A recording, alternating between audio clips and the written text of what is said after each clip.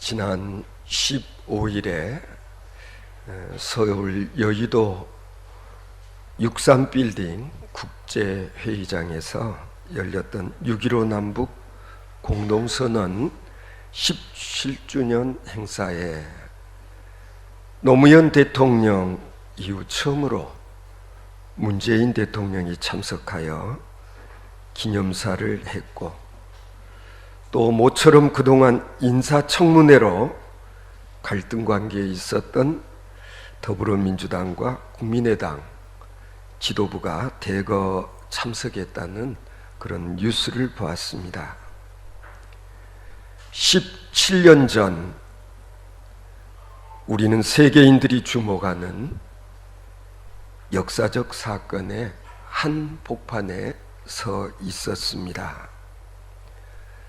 지구상에 남아있는 마지막 분단 국가로서 남북 정상들이 55년 만에 이렇게 만나서 두 손을 마주 잡고 반갑게 악수하는 모습에 세계가 박수갈채를 보내면서 열광한 바가 있었습니다. 정상회담 기간 동안에 가장 많이 거론되었던 용어는 파격이라는 단어였던 것으로 기억합니다. 그것은 우리 모두의 기대를 넘어서 뜨거운 모습으로 우리 대통령 일행을 맞이하는 북측의 환대는 그야말로 파격 그 자체였다고, 그렇게 현장을 지켜본 기자들이 기사를 썼습니다. 우리 모두로 하여금 정말 마음속에서부터 감동을 느끼고 그리고 감격했던 것은 저들이 보여준 파격 그 자체 때문이었다, 그렇게 생각합니다. 여러분 경험해 보곤 하지 않습니까? 우리가 웬만한 일 가지고서는 별로 감격, 감흥, 감동 받기 어렵지 않습니까? 왜? 당연한 것이니까.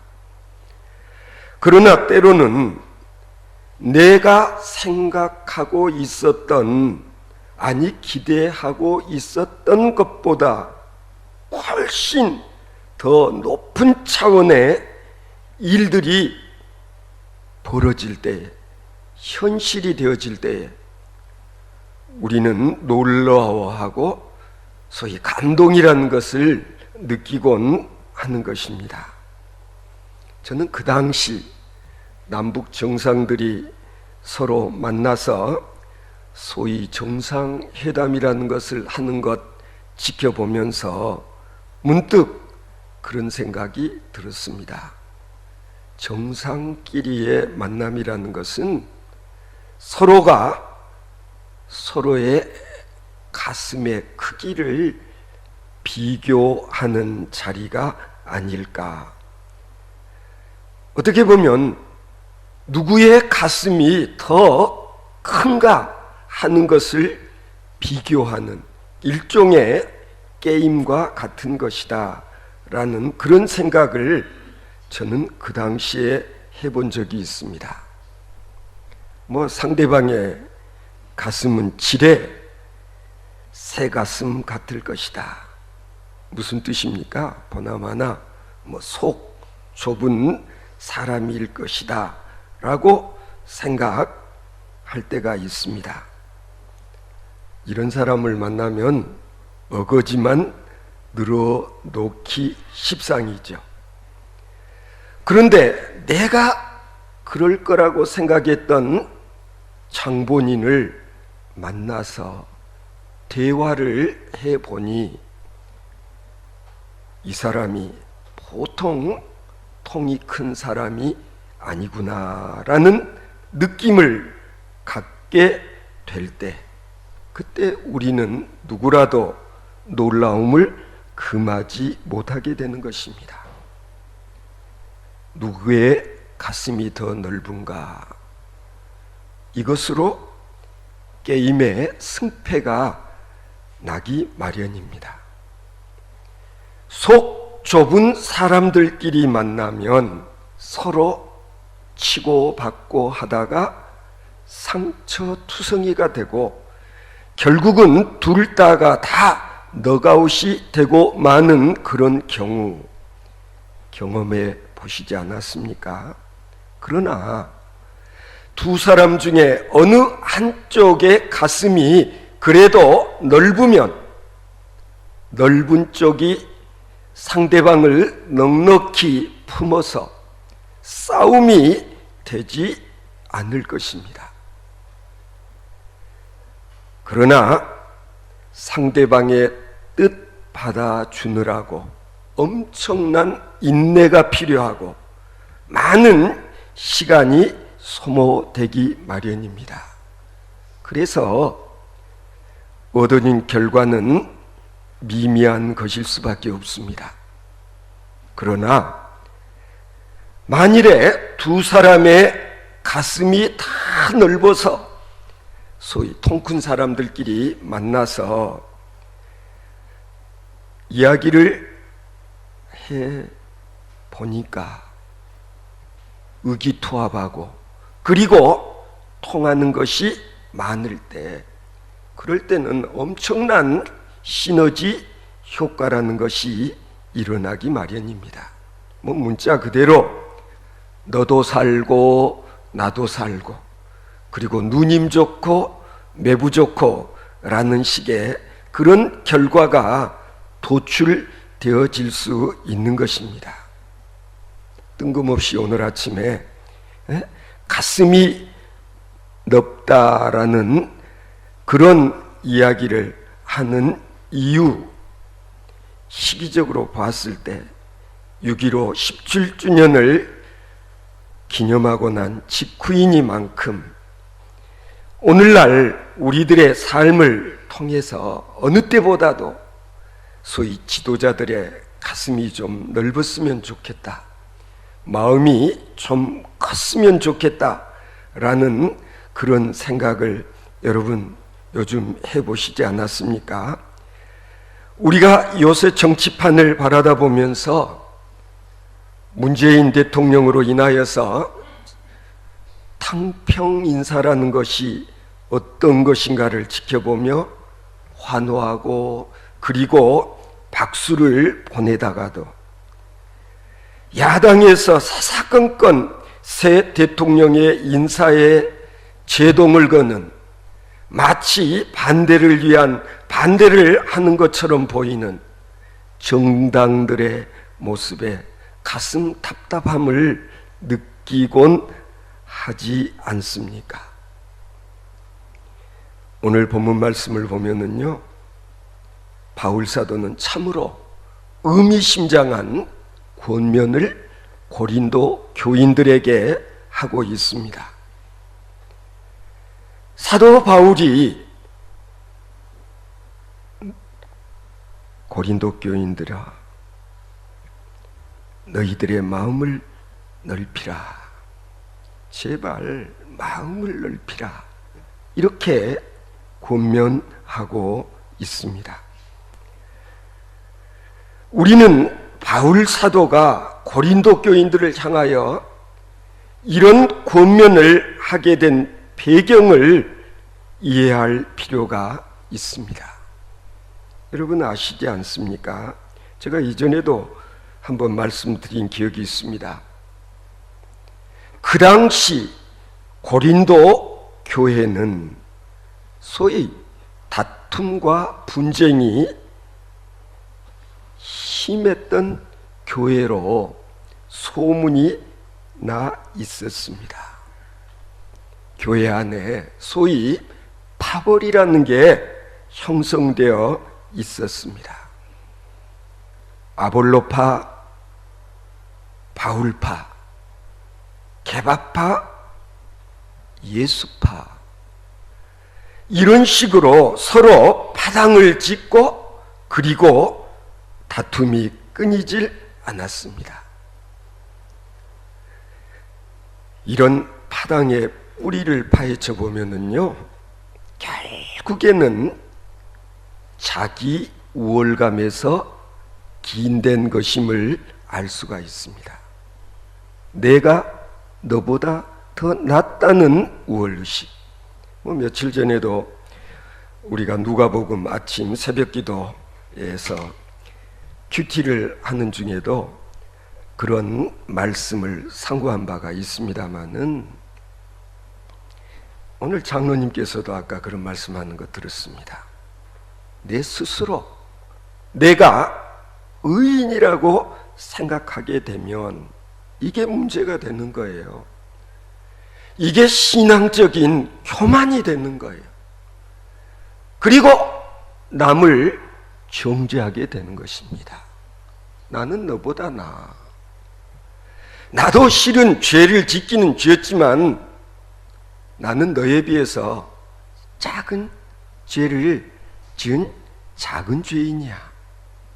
너는 큰 죄인이라고 생각하는 이런 일들, 이것이 우리를 파벌을 만들게 하는 동기가 된다는 거예요.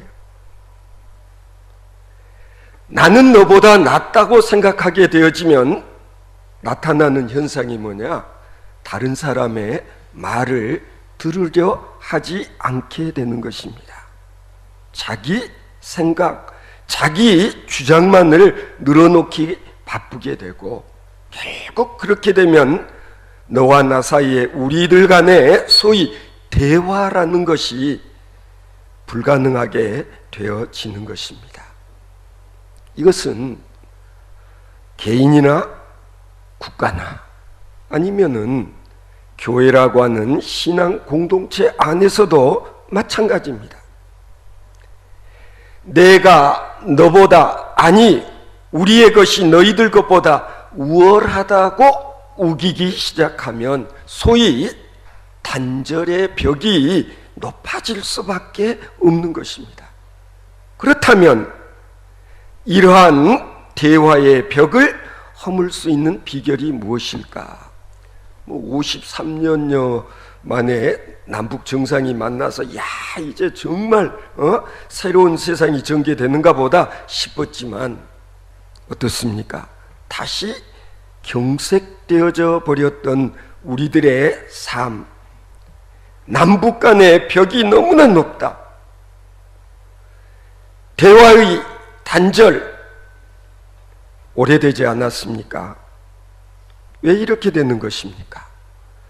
우리가 니들보다는 낫다는 생각 때문에 그런 것입니다. 저도 대학에서 한 10년 사역을 해봤지만은요, 교육 현장에서도 사실은 이런 비슷한 일들이 있습니다.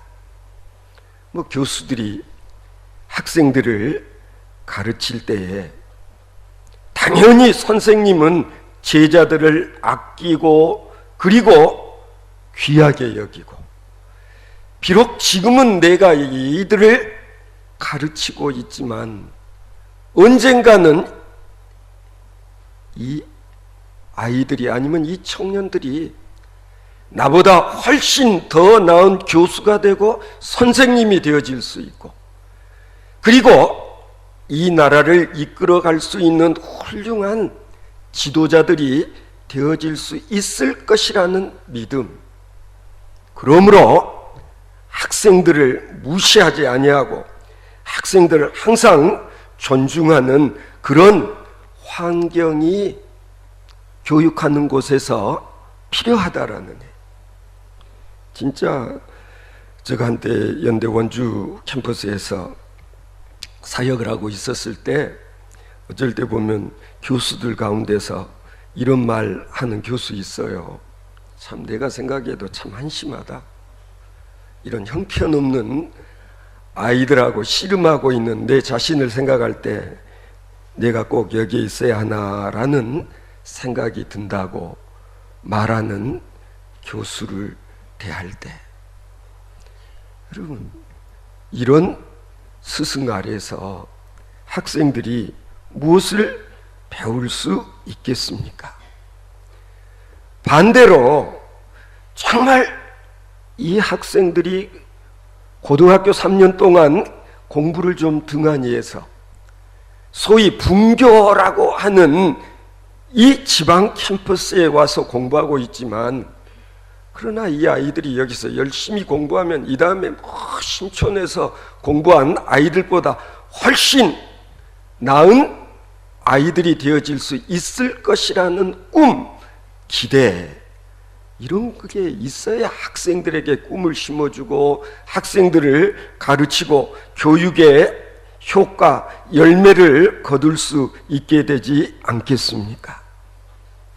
여러분, 학교에서만 그런 게 아닙니다. 사도 바울은 고린도 교회 안에서도 발생하고 있는 여러 가지 문제들의 근원은 교인들의, 성도들의 마음이 좁은 데 있음을 간파했습니다. 항상 그렇지 않습니까? 보면 속 좁은 것이 문제입니다. 오늘날 우리들의 모습이 그렇지 않습니까? 우리의 마음이 좁고 어떤 편견에 치우치게 될 때 고린도 교회와 같이 갈등하고 때로는 시기 그리고 반목, 갈등 가운데서 살게 되는 것은 뻔한 이치인 것입니다. 따라서 우선 무엇보다도 우리들이 편협한 사고에서 벗어날 수 있어야 한다. 그리스도인이란 어떤 사람들입니까? 예수님께서 말씀하신 바와 같이 하늘의 큰 뜻이 이 땅 위에서도 이루어지기를 소망하며 살아가는 것, 그것이 바로 우리 그리스도인들의 모습이요 우리들의 삶이어야 한다. 그래서 바울 사도는 빌립보서 2장에서 말씀하십니다. 너희 안에 이 마음을 품으라 곧 그리스도의 마음이니 그랬습니다. 너희 안에 이 마음을 품으라, 너희 안에 그리스도의 마음을 품으라. 사실 하나님의 아들이 뭐가 아쉬워서 낮고 천한 이 세상에 인간의 모습으로 올 이유가 어디 있겠습니까? 많은 우리를 사랑하여 우리를 구원하기 위하여 인간의 모습으로 자기 자신을 낮추시고, 그리고 그것도 모자라서 종의 형체로 이 세상에 오신 예수 그리스도의 마음, 그 마음을 품으라, 그런 뜻입니다. 여러분, 우리가 예수 그리스도의 이 마음을 어찌 다 헤아릴 수 있겠습니까? 자, 이 세상에 오신 하나님의 아들 예수는 항상 가난하고 병들고 소외된 사람들의 친구가 되어주시고, 그리고 죄인들을 용서하시고 친히 화목 제물이 되어 십자가 위에 달리심으로 우리로 하나님과 화해할 수 있는 그런 길을 열어주셨던 예수님, 예수 그리스도. 그래서 바울 사도께서 우리에게 말씀하시는 겁니다. 고린도 교인들을 향해서 하셨던 말씀, 성도 여러분, 여러분의 마음을 넓히십시오. 나를 본받아서 당신들의 마음을 넓히십시오. 사실 속 좁은 사람들끼리 만나면 그 끝은 공멸의 길로 가는 것입니다. 멸망의 길로 치닫는 것입니다. 여러분, 사도 바울이 고린도 교회의 섭섭함을 토로하고자 하면 너무나도 할 말이 많습니다. 교육자들도 교육자이기 이전에 사람인데 목회를 하다 보면 속상할 때도 많고 때로는 삐질 만한 그런 경우 많습니다. 여기 보면은요, 바울사도가 정말 섭섭하고 마음 상했던 일, 우리가 고린도 전후서를 쭉 읽어보면은요, 이 고린도 교회는 사도 바울의 사도권을 의심했습니다. 저 친구 사도 맞아? 세례 요한이 제자들을 보내서 예수님에게 가서 물어보고 오라고 그랬잖아. 당신 메시아 맞냐고, 당신 그리스도 맞냐고. 때로는 우리가 신앙생활하다 보면 당신 목사 맞아? 당신 장로 맞아? 권사 맞아? 집사 맞아? 아니 당신 정말 그리스도인 맞아? 라는 말을 듣는 그런 경우 있지 않아요?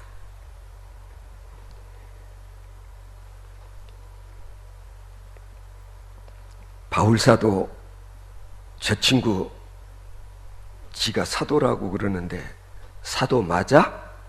라는 말을 들었을 때 바울사도의 심정이 어땠을까? 자존심 깨나 상했을 것입니다. 두 번째로는요, 이 바울사도가 독신으로 복음을 전하고 다니는 것에 대해서도 비방을 했다는 사실 여러분 아십니까? 사람이 좀스럽다느니, 요즘 표현으로 말하면 그렇습니다.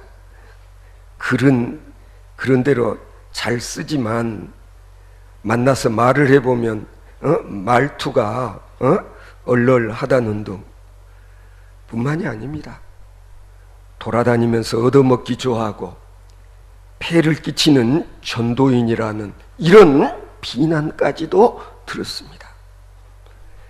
이런 얘기만으로도 가슴 아픈 일인데 지가 자비량 성겨 웃기네. 능력이 없어서 무능해서 그렇지. 아니 지가 사도로서의 권능이 없어서 저 정도밖에 안 되는 주제에 이런 식의 사도를 비난하는 말들이 고린도 교인들 간에 오고 감을 바울사도는 알고 있었습니다. 여러분 입장 바꿔놓고 바울의 심정에 한번 대어보십시오.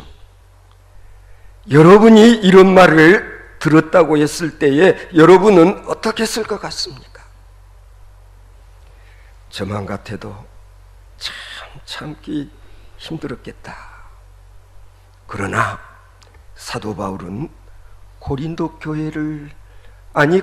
교인들을 무던히도 이해하려고 애쓰고 있음이 역력합니다.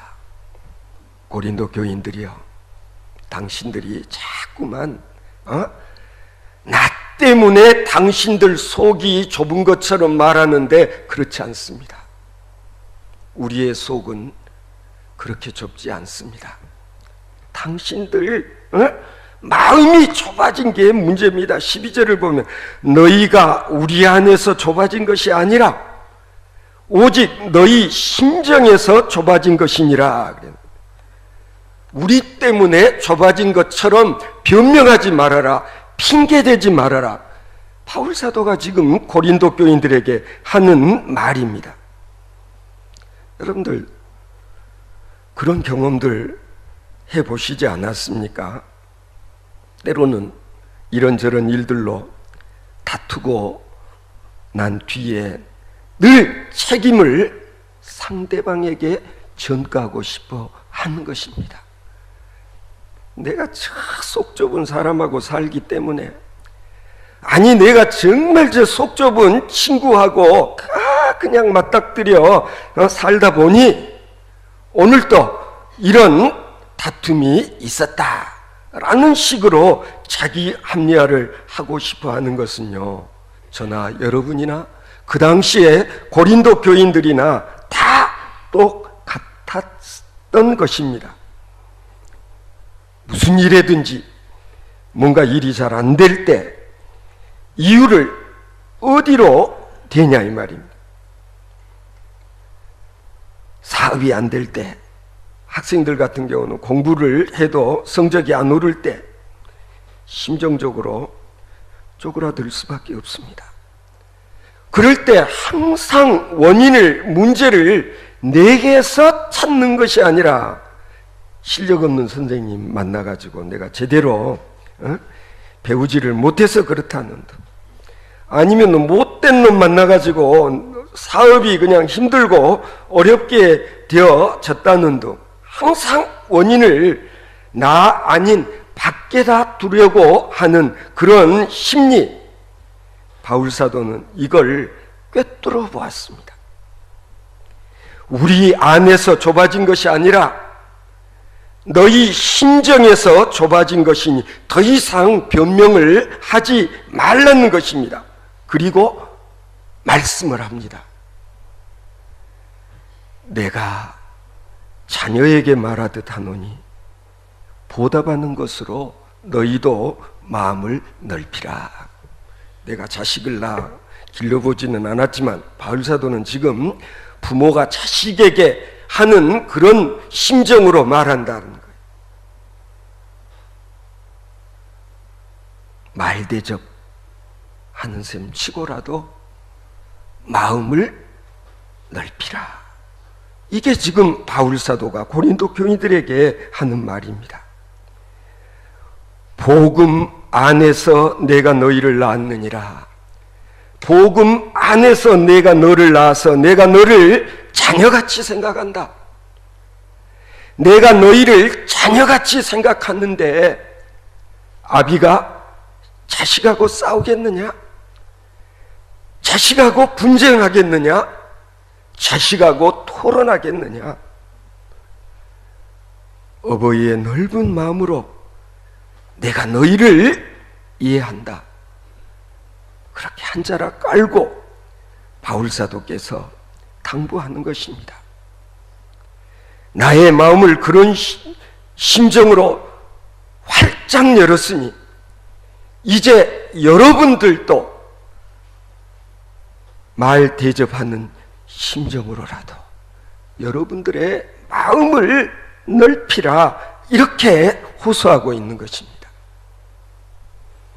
드림교회 성도 여러분, 우리 드림교회가 창립되어지고 어느새 1년 반이 지나가고 있습니다마는 저는 오늘 바울 사도께서 고린도 교회에 주셨던 이 말씀은 우리들에게 주시는 말씀으로 우리가 마음판에 새길 수 있어야 할 거라고 생각합니다. 이제는 정말 우리가 먼저 우리의 마음을 활짝 열고 마음을 최대한으로 넓혀야 할 때라고 생각하지 않습니까? 예수를 믿는 우리가 먼저 우리의 넓은 가슴을 열어 보여줄 수 있어야 할 것입니다. 항상 힘 있는 자가 여유를 보여줄 수 있어야 됩니다. 좀 더 배운 사람들이 여유를 보여줄 수 있어야 됩니다. 조금이라도 더 가진 자들이 베풀 수 있는 마음의 여유를 잃어버리지 않아야 됩니다. 나보다 못한 형편에 있는 너를 배려하는 그 마음 잃어버리지 않아야 됩니다. 지난번에 우리 교회에 오셔서 부흥사경회를 이끌어 주셨던 곽선희 목사님, 우리 성도님들, 여자분들이 한 3분 정도 곽 목사님 대접을 했었죠. 곽 목사님께서 뒤에 그런 말씀을 하시더라고요. 여성의 아름다움은 3가지 것에 있다 할 수 있다고 어느 분의 이야기를 소개했어요. 첫째, 용모 아름다우면 다들 이쁘다고 그러죠. 다음으로는 말씨, 그리고 3번째로는 남을 배려하는 마음. 이 3가지 것에 의해서 여성의 아름다움이 결정되어질 수 있다. 여자만 그럴까요? 아니죠. 우리 남자들도 마찬가지죠. 저는 그 말씀을 들으면서 그래도 우리 드림교회 여자분들이 목사님 보시기에 아름답게 보였었던 것으로 그렇게 느꼈습니다. 성도 여러분, 정말 넓은 가슴의 소유자라는 게 뭐냐 하면 남에게 나누고 베풀면서 먼저 상대방을 배려할 줄 아는 마음가짐. 그 마음의 크기가 어떠하냐? 바로 이것이 중요하다. 고린도 교인들아, 제발 마음을 넓혀라. 무슨 뜻이겠습니까? 예수 그리스도의 마음. 때로는 우리가 자동차를 미국 TV 프로 보면 그런 거 있잖아요. 옛 자동차 모델들을 아주 새 자동차로 만드는 튜닝하는 그런 모습들을 보여주는데 엔진을 바꿔버리잖아요. 마력수가 큰 엔진을 바꿔놓으면은 차가 그냥 무시무시한 속도로 달리는 것을 볼 수가 있습니다. 성도 여러분, 저는 우리 드림교회 담임 목사로서 때로는 조마조마할 때가 있습니다. 별것 아닌 것 가지고 삐지면 안 되는데, 돌아지면 안 되는데, 섭섭해하면 안 되는데, 우려스러울 때 있습니다. 저의 이런 염려가 다 기후에 지나지 않기를 바랍니다. 우리가 지극히 작은 일에서부터 우리의 마음 씀씀이를 조금 더 크게 가지려고 노력하는 모습들, 이게 진짜 아름다운 모습 아니겠습니까? 우리의 이 작은 가슴을 그리스도의 가슴으로 교체해버리는 일, 아니 우리의 마음을 그리스도의 큰 마음으로 엔진을 교체하듯이 갈아치우는 그런 일들, 이런 일들을 통해서 마음 확 트인 사람을 만났을 때의 그 상쾌함을 우리가 같이 누리며 살아가는 나날들 되어질 수 있기를 바랍니다. 드림교회 성도들 보면 어쩌면 저렇게 사람들 통이 큰지, 통 큰 사람들끼리 만나서 통 큰 일들을 해내는 이것이 우리 드림교회의 저력이요, 우리 드림교회가 다른 교회와 차별화되어질 수 있게 되어진다면 하늘 아버지께서 기뻐하시고 우리 교회가 통 큰 교회로 소문이 나서 정말 통 큰 사람들을 그리워하는 사람들로 우리 드림교회가 가득 채워지는 그런 놀라운 꿈, 놀라운 비전이 현실화되어질 줄로 믿습니다.